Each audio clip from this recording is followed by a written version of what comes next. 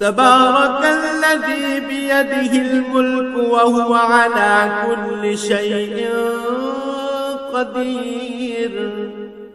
কত মহান সেই পূর্ণময় সত্তা যার হাতে রয়েছে আসমান জমিনের যাবতীয় সার্বভৌমত্ব।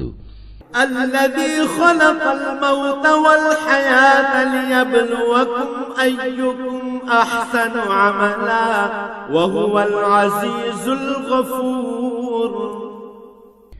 এ সৃষ্টি জগতের সব কিছুর উপর তিনি একক ক্ষমতাবান। তিনি জন্ম ও মৃত্যু সৃষ্টি করেছেন যাতে করে এর দ্বারা তিনি তোমাদের যাচাই করে নিতে পারেন। কর্মক্ষেত্রে কে এখানে তোমাদের মধ্যে বেশি ভালো, তিনি সর্বশক্তিমান, তিনি অসীম ক্ষমাশীল।